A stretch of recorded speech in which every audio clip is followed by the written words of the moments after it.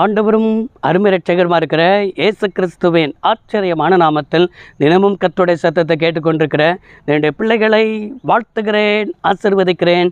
நீங்கள் ஆசீர்வதிக்கப்பட்டவர்கள். இந்த நாளிலும் கூட கர்த்தர் உங்களை பார்த்து சொல்கிற ஒரு வார்த்தை, வாழ்ந்திருக்க இதை செய்யுங்கள் என்று ஆண்டவர் சொல்கிறார். நம்முடைய வாழ்க்கையில் எல்லாருக்குள்ளே ஆசை நல்லா வாழ்ந்திருக்கணும் என்று சொல்லி நம்ம நினைக்கிறோம். அதை தான் வேதமும் நமக்கு என்ன செய்கிறது, போதிக்கிறது. அப்படின்னா நம்ம வாழ்ந்திருக்கணும்னா நம்ம எதை செய்யணும் என்று சொல்லி நமக்கு தெரியாதது தான் பிரச்சனையாக இருக்கிறது. நீதிமொழிகள் 4ஆம் அதிகாரம் 10வது வசனத்தில் இவ்வாறாக பார்க்க முடிகிறது, என் மகனே கேள், என் வார்த்தைகளை ஏற்றுக்கொள், அப்பொழுது உன் ஆயுசின் வருஷங்கள் விருத்தியாகும் என்று சொல்லி என்ன செய்யப்பட்டிருக்கிறது, சொல்லப்பட்டிருக்கிறது. எனக்கு அருமையானவர்களே, உன் ஆயுசின் வருஷங்கள் விருத்தியாகும்.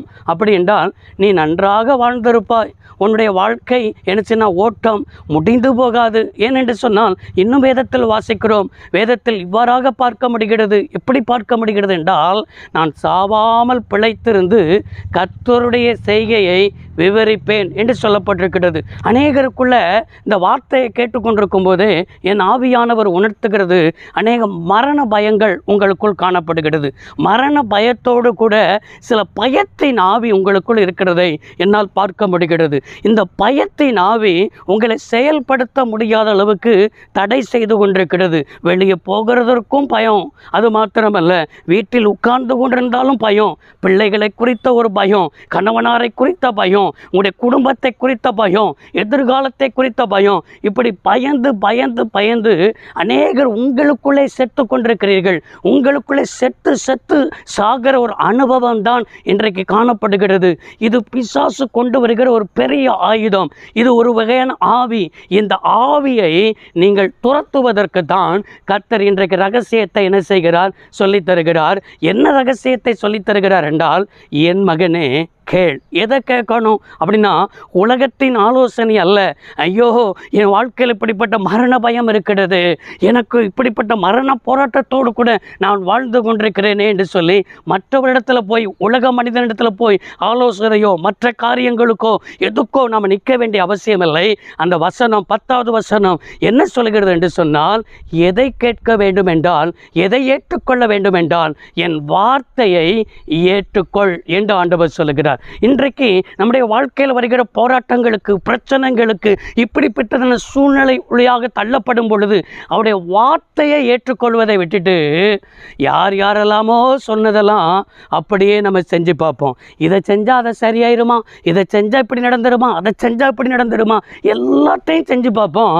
ஆனால் இந்த வார்த்தை என்ன சொல்லுகிறது என்று சொல்லி நம்ம என்ன செய்ய மாட்டோம், பார்க்க மாட்டோம். ஆண்டவர் என்ன சொல்லியிருக்கிறார் என்று சொன்னால், நமக்கு பயமுள்ள ஆவியை கொடாமல் நமக்கு தெளிந்த புத்தி உள்ள ஆவியை நமக்கு என்ன செய்திருக்கிறார், நமக்கு தந்திருக்கிற பலமும் தெளிந்த புத்தி உள்ள ஆவியை நம்முடைய இருதயத்துக்குள்ள கர்த்தர் ஊற்றி இருக்கிறார். கர்த்தர் நமக்குள்ள இருக்கணும்னா இந்த வார்த்தை நமக்குள்ள இருக்க வேண்டும். இந்த வார்த்தை நமக்குள்ள இருந்தால் தான் கர்த்தர் நமக்குள்ள இருப்பார். இந்த வார்த்தை இருக்கணும்னா இந்த வார்த்தைக்கு நீங்கள் தாகத்தோடு கூட காத்திருந்து படித்து வார்த்தையான தேவனை வாஞ்சித்து உங்கள் இருதயத்துக்குள்ள அவரை வைத்து கொள்ளுங்கள். அப்பொழுது என்ன உண்டாகும்னா, உன் ஆயுசின் வருஷங்கள் விருத்தி ஆகும். அப்படின்னா நீ என்ன சொன்ன, ஆண்டவர் வைத்த ஓட்டத்தில் ஓட விடாத அளவுக்கு உனக்குள்ள எந்த ஒரு மரண பயமோ மரணமோ உங்களுடைய குடும்பத்தின் இழப்போ எதுவும் வராதபடிக்கு நீங்கள் வாழ்ந்திருப்பீர்கள், நீங்கள் சுகித்து இருப்பீர்கள், அநேகருக்கு ஆசீர்வாதமாக இருப்பீர்கள்.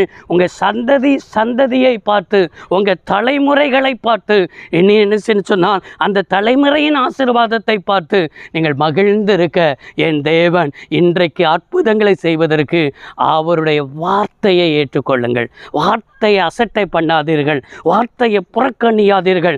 வார்த்தையை என்ன செய்ய சொன்னால், வார்த்தையை பார்க்காமல் அந்த வார்த்தைக்குள்ள இருக்கிற ஜீவனை பாருங்கள்.